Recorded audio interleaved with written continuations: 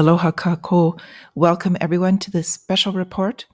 It's October 20th, 2023. It is Friday night, almost 11 p.m. on the East Coast of the United States. But I wanted to get this out because it's timing critical and cannot wait until probably even Saturday, much less Sunday or Monday.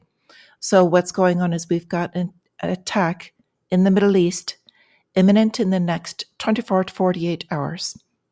So we all know what's going on with Israel and Hamas, but I want to go a little bit more into it. And I would also like to make a note here that this timing is interesting because it's also coinciding with a lot of things that are happening in the markets, with the debt market, instability there, currencies, and all wars are bankers' wars. So they've dragged us conveniently into this war, which also is affecting the entire surrounding area. So we've got Qatar involved. We've got Syria in with the bombing, Lebanon, and all of the surrounds.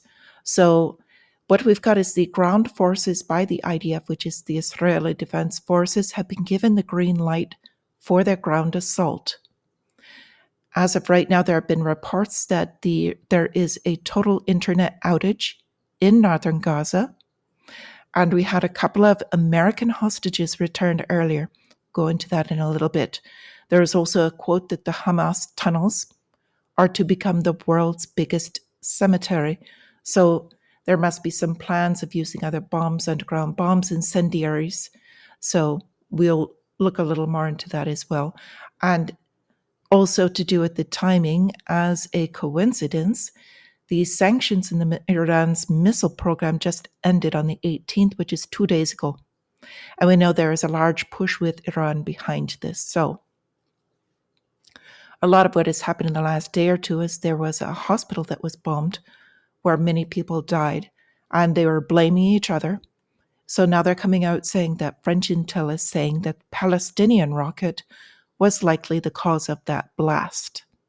So, and this is the story about Hamas releasing the 2 American captives in Gaza, but Israeli attacks still continue.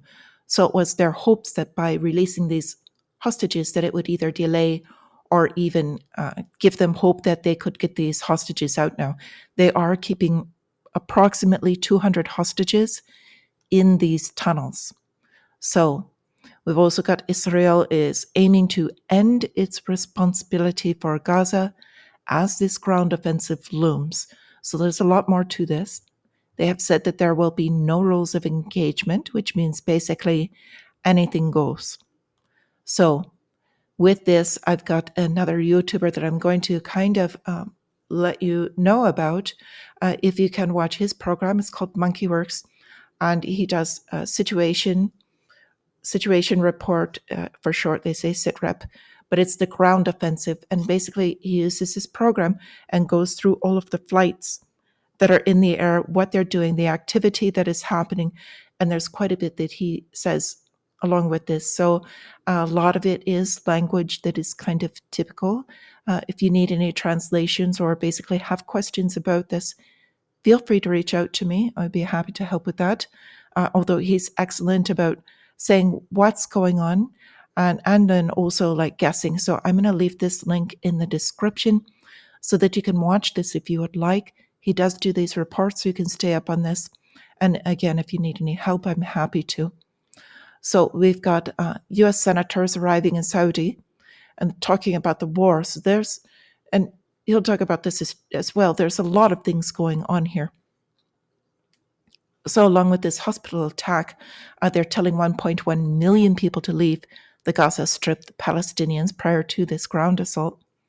But they're not allowing them out, and there's having issues with the supplies crossing into Gaza, the humanitarian aid. So that's another story on its own. So here's a picture of the 2 American citizens that were released earlier.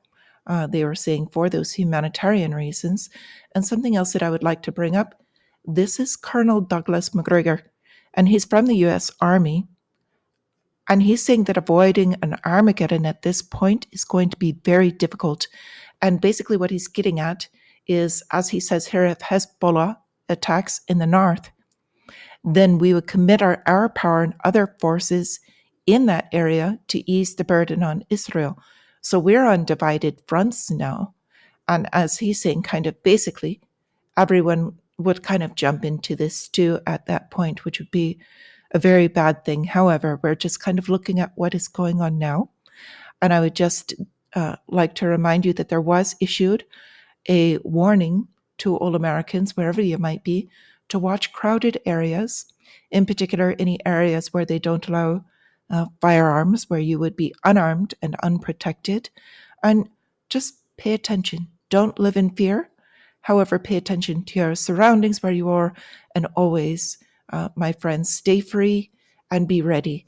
So until I see you again, which will probably be Sunday, take care.